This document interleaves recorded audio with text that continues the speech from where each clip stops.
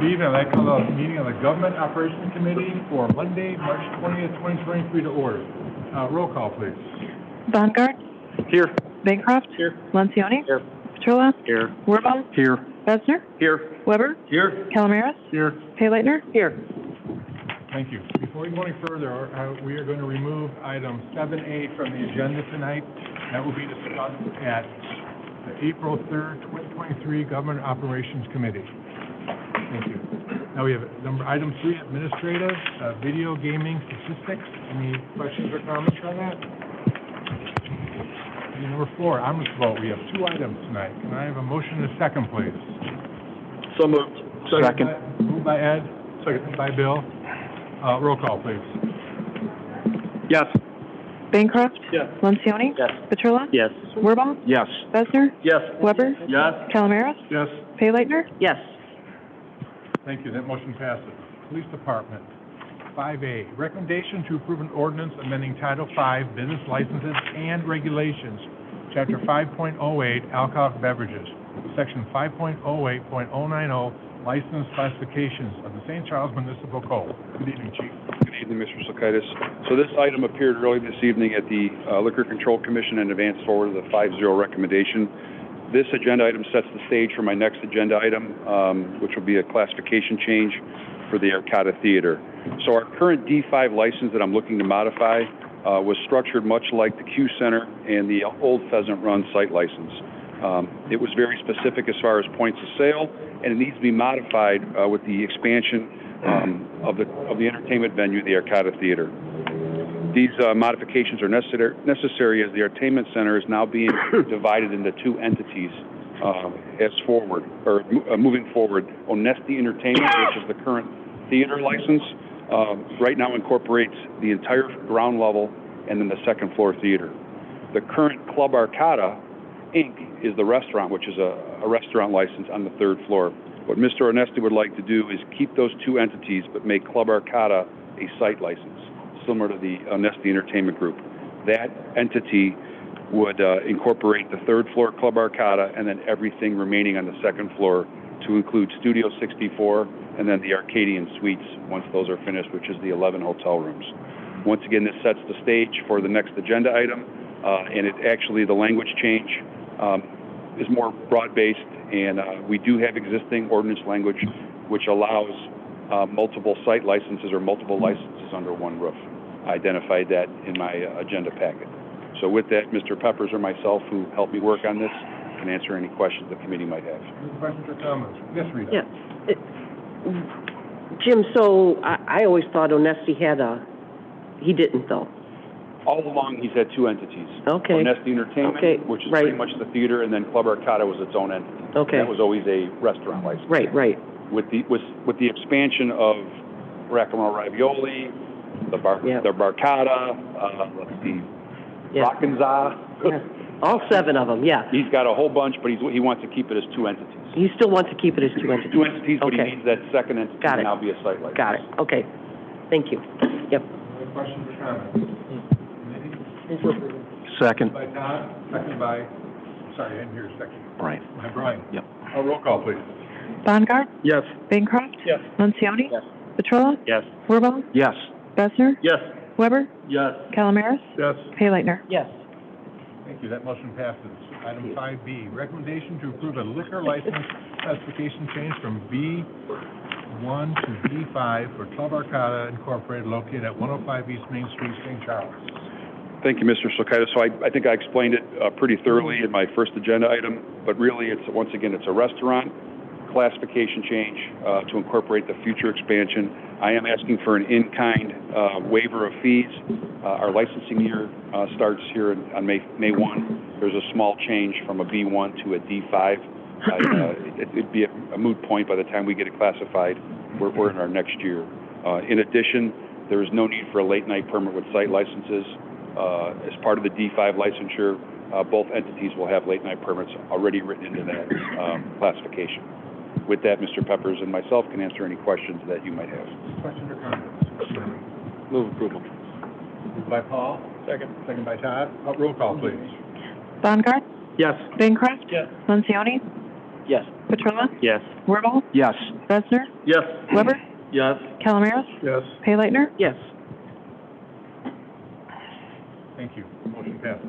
Recommendation to approve a late night permits for Class B and C license of the City of St. Charles for fiscal year 2023-2024. Chairman, before we move forward, one of the applicants is included in a tip where I have a statutory prohibition, so I'm recusing myself from the discussion. Okay, so you cannot vote on the whole, is that correct? He cannot Correct. vote on the whole He's thing? not voting. Okay, He's not voting the whole thing. thanks for the information. Okay. I'm sorry, go ahead. Okay. Thank you, Mr. Sokaitis. So before you this evening are 29 late night permit requests. Before I begin with my remarks, I want to thank two ladies that are in the room, Tracy Conti and Sharon Grindelson. The amount of work that goes into the renewal process, late night permits, and all of our licensing, I couldn't do it without these two ladies, so thank you very much. Because every March and April, I think we're on the phone 5, 6, 8 times a day, so thank you. Last year we had about the same number, 29. We had 21 B licenses in year 22, 8 C licenses. Those numbers are pretty similar. There is one license that is not seeking a late night permit again this year, and that is the Shaku Restaurant. We do have a few additions, including Whiskey Ben and Duke's Northwoods. The House Pub has still reapplied, but they are still not open, and they've done so really since the start of COVID. As part of the process, not only myself as the police chief, but also all our department heads review all the entities to make sure that they're compliant with any outstanding debts to the city, code violations, things of that nature. There was a couple establishments that did have not only liquor violations last year, but also we did have a couple of warning letters. So of the 4 locations identified in the packet that I provided, McNally's, Evergreen Pub, Riverside Pizza, and Tap House Grill all had violations at the Liquor Control Commission. Each business was cited and fined accordingly, and then they are in good standing currently with the city. In addition, Throwbacks, Bogarts, and the Alibi had warning letters, which means I sent a letter, and then we had a sit-down meeting with the Liquor Commissioner, which is Mayor Vitek. All of the current licenses that I'm requesting late night permits for are in good standing. The issues at hand were dealt with. Outside of those issues, there is no other reason for me to bring concern that they shouldn't be issued a permit for 23-24. There is one outstanding life safety issue at one of the locations, and the fire code mandates that every business in St. Charles gets their fire alarm and fire suppression system tested annually. There is one business that's not compliant. We did give them a 30-day window to come up to code, and if that does not happen between now and the next Liquor Control Commission meeting in April, I will bring that back for a modification of my request. So with that, I can answer any questions. I also want to point out that in the past I have given some police data, and quite frankly, that's kind of misled some elected officials. And what I mean by that is we never discourage entities from calling 911 and reporting things to the police. If there are concerns and there's violations of our code or law, we bring those forward, Mr. Peppers and myself, and that's what I've identified as far as prior violations and even the warning letters. With that, all the businesses are in good standing, and I recommend late night permits. Be happy to answer any questions you might have. Questions or comments? Yes, Dave. Really more a comment. I know at the Liquor Commission you had mentioned that you have a great rapport with so I just wanted to, let my colleagues know that, and thank you for your efforts, your team's efforts in doing that. So I think that's good. And to your point, we can't, we don't want to discourage them from calling you, and it seems like it's working, so. Appreciate that. Thank you. Yes, Rita. Yeah, thank you, Jim. I'm a kind of a detailed gal, as you know. So I, too, appreciate the thorough vetting that you and Tracy and Sharon went through. Is that who you said was your team? Pardon me? Was it Tracy and Sharon? Yes. Yeah, good, yeah. Thank you very much. Yeah, it's a lot to go through. And I would concur with you on this chart, as opposed to the list of all the calls and whatnot. This is much more helpful. Then we get, okay, that's what it was. This was a violation, this was a letter. Much more, helpful, so thank you. Questions or comments? Motion for second. Move for approval. Second. Rita, second by Dave. Roll call, please. Bongard? Yes. Bancroft? Yes. Petrola, Yes. Wirball, Yes. Besser, Yes. Weber, Yes. Calamera, Yes. Paylighter. Yes. Thank you, that motion passes. 5D, recommendation to approve a resolution for a one-year contract and lease agreement with Association for Individual Development, AID. Thank you, Mr. Sakita. So once again, I'm requesting city council approval with securing a social worker, full-time social worker at the police department through Associates in Development, or AID. This practice has been in place during my entire tenure as the chief of police here, going on 9 years. We started with a part-time social worker, transitioned to full-time, and we have the contract, as I just spoke of, with AID. The contract mandates a social worker in the building, 40 hours per week, and then the availability for all of our officers and other city departments to contact the Victim Services Unit, which is an on-call unit, 24 hours a day. Last year, we're very proud of this, we had 588 client referrals. This has grown exponentially each of the years we've had a social worker in place. Last year, our contract with AID was for $65,000, and we were awarded $57,850 from the 708 Mental Health Board in St. Charles. So the out-of-pocket cost to our general fund was $7,150. This year, our contract with AID was negotiated at $70,000. We did apply for full funding once again from the 708 Board. Those applications were due on March the 10th, and I will appear on April 19th in front of the 708 Board to ask for that funding. Awards are then dispersed sometime between the April meeting and then when the tax bills go out June and September. Last year we had $612,000 that we were the central depository for from the taxes that were collected from the 708 Board, 708 tax, and then the board hands those out as far as grant funding. With that, I'd be happy to answer any questions that you might have. Questions or comments? Yes, Rita? Yeah. I couldn't think of a better use of our 708 funds. So that's excellent. And all your numbers, mission successful. Do you think one social worker is adequate? Do you see a growth in this program moving forward? I do. We've had a lot of internal discussions. I've talked about transitioning that to a full-time city employee.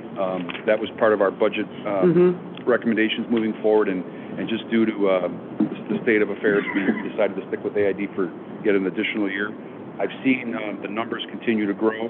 The CESA Act, which has created a lot of interest regionally, is going to be a new way we administer mental health services in Illinois.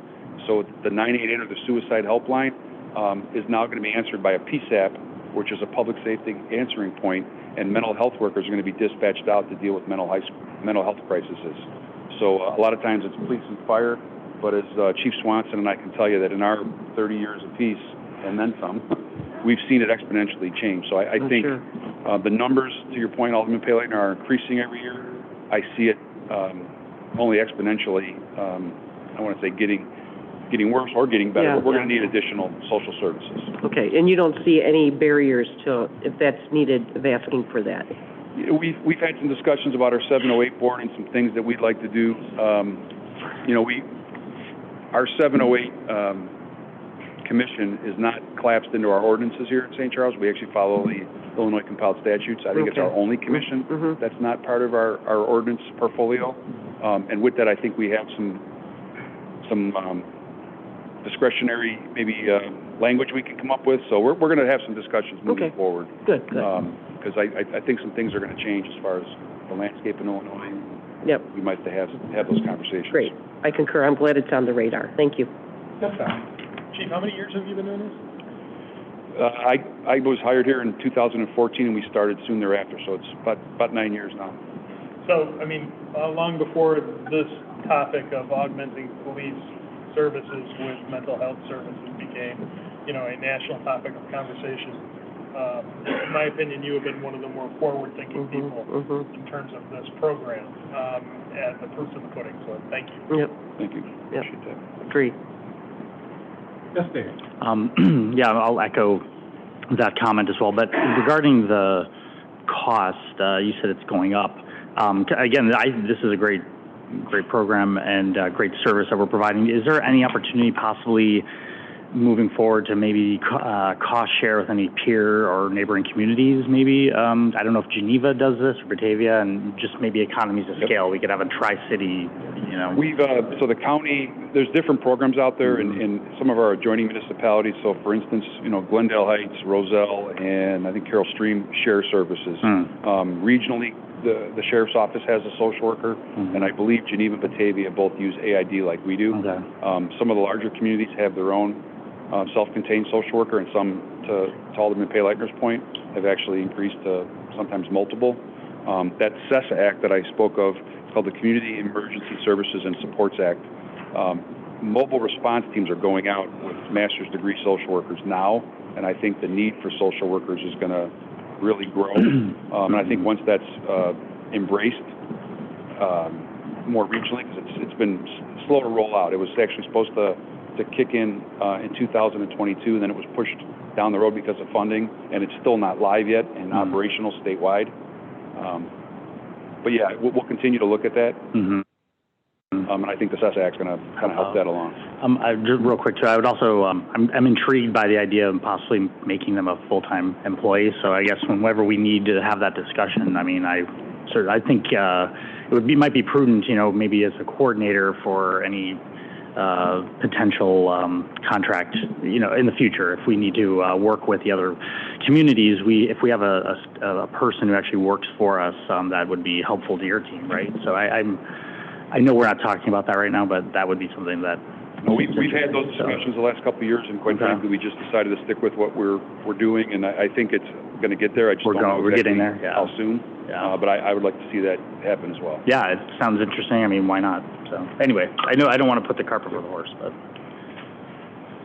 Any other comments or questions? I have a motion and a second. Yep, move So second. Moved by Rita, second by Dave. Yep. Roll call, please.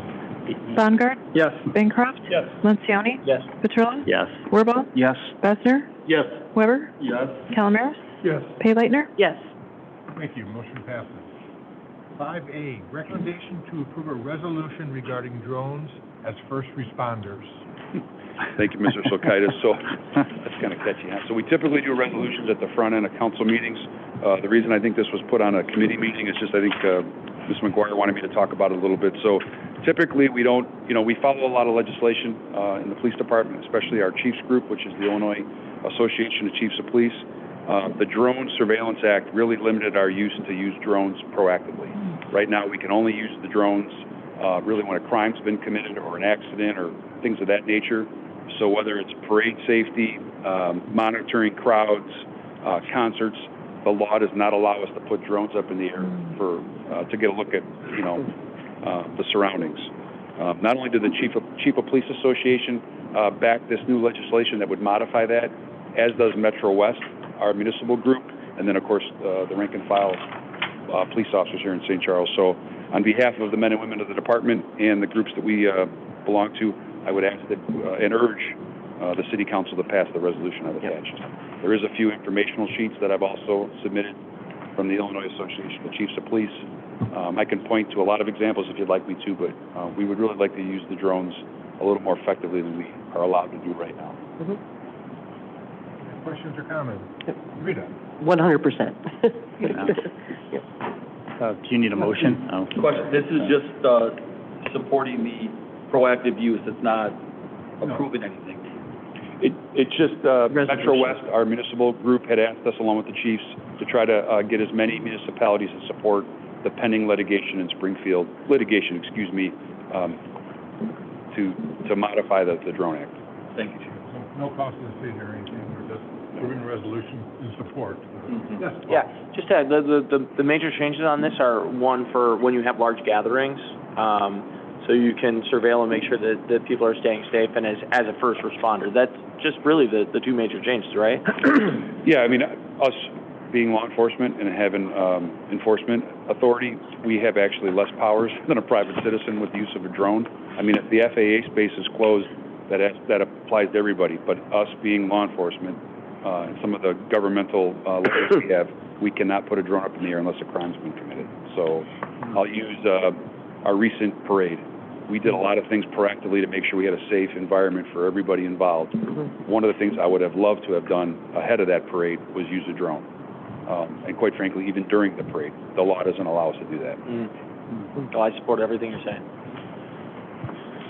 Questions or comments? Move for approval. Moved by Second. Todd, seconded by Paul. Roll call, please. Bonegard, Thank you. Yes. Bancroft, Yes. Lencioni, Yes. Petrola, Yes. Wirball, Yes. Fessner, Yes. Weber, Yes. Calamaris, Yes. Payleitner. Yes. Thank you, that motion passes. We do have an executive session tonight, item 8. I'd like to make a motion to go into executive session to discuss security procedures, school building safety and security, and use of personnel and equipment to respond to an actual, a threatened, or reasonable potential danger to the safety of employees, students, staff, the public, and public property, or 5-ILCS 120/2, subset C, 8. So have a motion, and So- second doing that. Move to go into executive session. Moved by Paul, Second. seconded by, Ed, roll call, please. Payleitner, Yes. Bonegard, Yes. Bancroft, Yes. Lencioni, Yes. Petrola, Yes. Wirball, Yes. Fessner, Yes. Weber, Yes. Calamaris. Yes. Thank you, we are now in executive session.